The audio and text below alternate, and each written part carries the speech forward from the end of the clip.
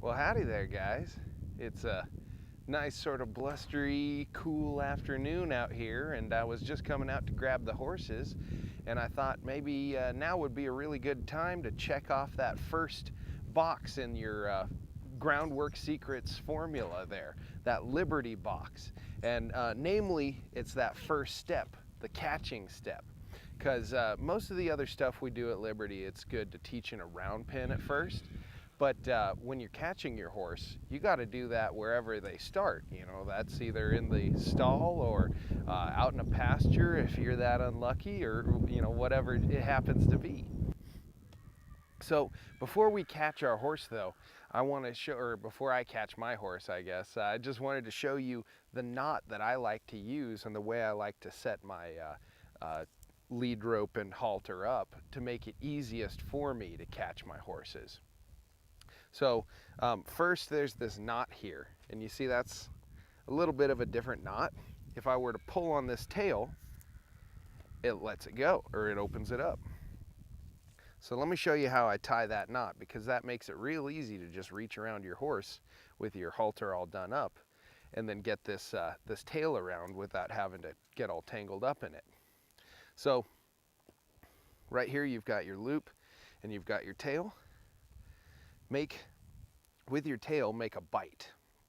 So make a loop out of the double. Then pass your loop through your standing end. Then again, with the rest of your tail, make another bite like that, and then pass it through your first bite,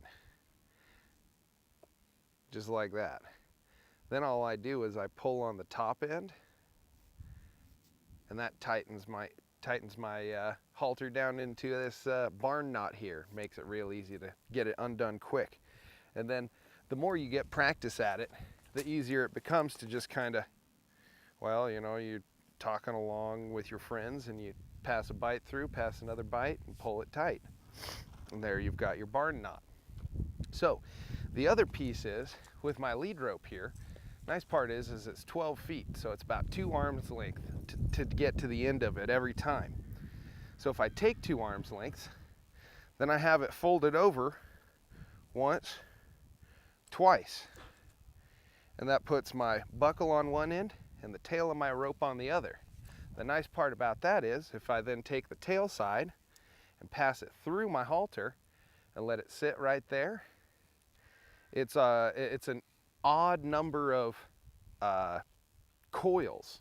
So then I can hold this knot here, pull my tail, and then all these ropes fall onto my arm.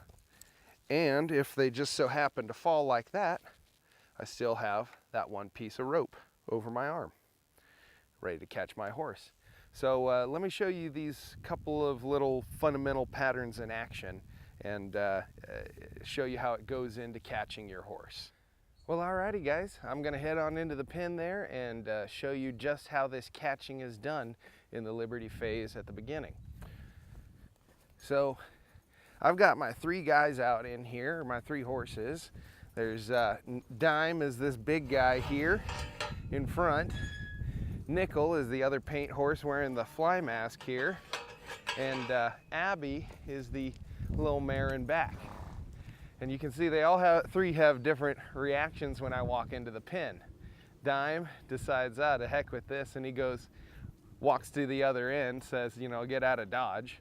Nickel just sticks his nose out, wants some loving, and Abby could kind of care less. She just really is responding to Dime more than anything. Then she notices I'm here. And you see Nickel trying to kind of keep her away from me. Interesting little dynamic we got going on there. So anyway, Nickel, he's not going to be a very difficult one to catch. If you did want to see how I have my rig set up right now, I'm holding my lead rope and I've got the halter over my wrist. Well, that's if I really needed to send a horse away from me, I always like to have my lead rope ready. Otherwise, I can toss it over my arm if I did want to catch Nickel. And you see how if you give the horse that walks away a little bit of time to think about it, they usually come back. And then if Nickel decides he wants to try to get away, I can just undo my barn knot, and then I have his neck caught with the tail of my halter here. At this point, it's real easy. I just scoop the nose, and we have our horse caught. Now see, the whole goal of, you know, working with your horse at liberty is remembering what your end game is. So our end game is to catch our horse. If Nickel is just gonna stick his nose out and say, "Hey, what's up, Doc?"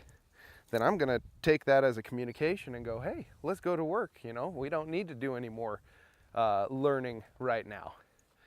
Whereas, that's kind of funny. Whereas, for instance, Dime here might be a little bit more unwilling to be caught. So, you know, especially if I go to walk up to him. So maybe I'll just see if I can get him to acknowledge me first.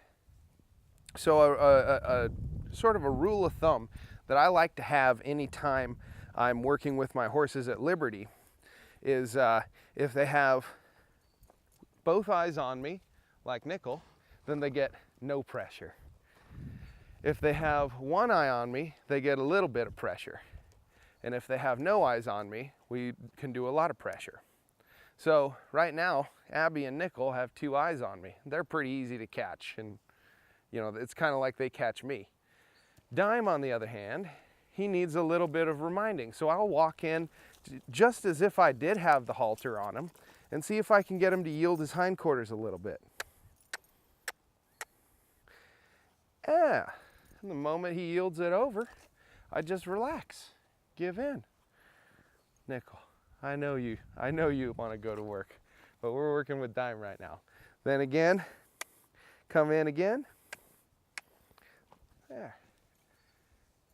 And then back off.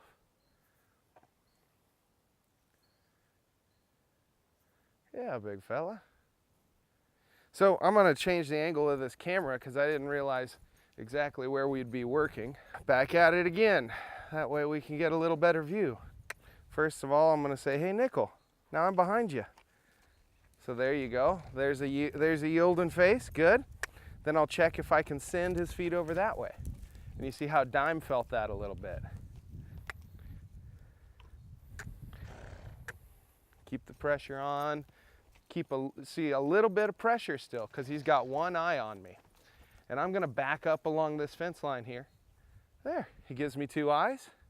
I go still and relax. All of a sudden, he came up to me. So let's see if I walk away from him. What's he going to do? He generally kind of comes my direction. See if I walk over towards his hips.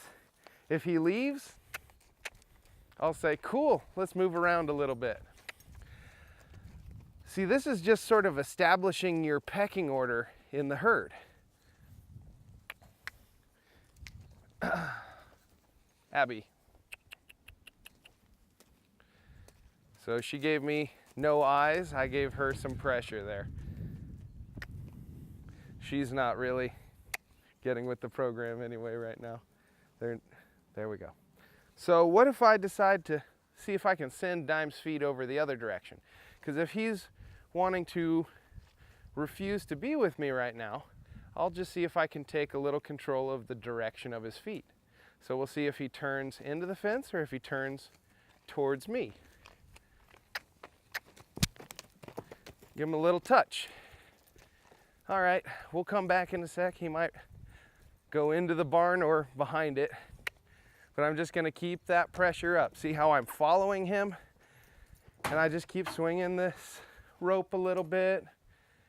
There, the moment that energy comes towards me, he figures out how to turn the propeller off. He looked at me, so then I'll just, as long as he's walking towards me, I'll keep backing up. Good. I want it to be him approaching me, not the other way around. Good boy. And that's just kind of his natural style to start off, a little cold-blooded and wanting to walk away. So I thought that's why it'd be a good example. Do you see how he started to move as if there to yield his hindquarters now? That's a little nicer. See if we can yield the 4/4 a little bit. There, good. If he wants to walk away, that's fine. We'll keep the pressure on. There, 2 eyes, 1 eye. Keep the pressure on.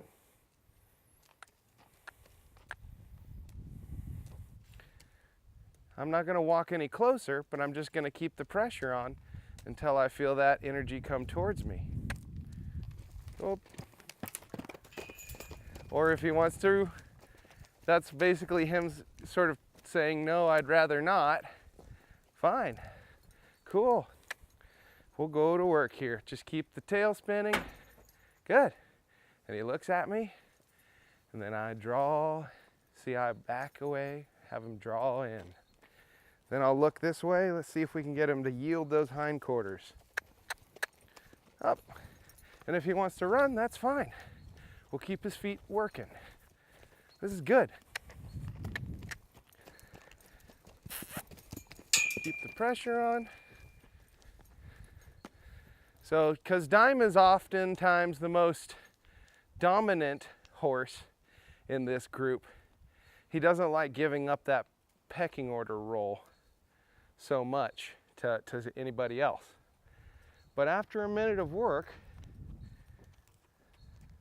we can start to get him to come my way, especially when there's not other horses around that he has to kind of like lose face to. There we go. So now here's that following a little bit. Good. We'll walk in. There. There's yield that hind. Let's see him yield his hindquarter this way. Good. Very nice. Draw in. There we go. There. Now he's with me. So then I'll reach around just like I did, undo my barn knot, scoop his nose, bring it over and tie my halter on this side. There we go. That'd be catching the hard to catch horse there, no matter where he is, even if he's in a group. Cool beans. And then of course when you let your horse go, the best way to do that is loosen your halter, drop it off, and make sure that they're with you until you walk out the gate. So here Nickel's a little bit too close for Dime to be able to follow me. He's always up in everybody's business. So in this case, I'd just draw him with me. Oop.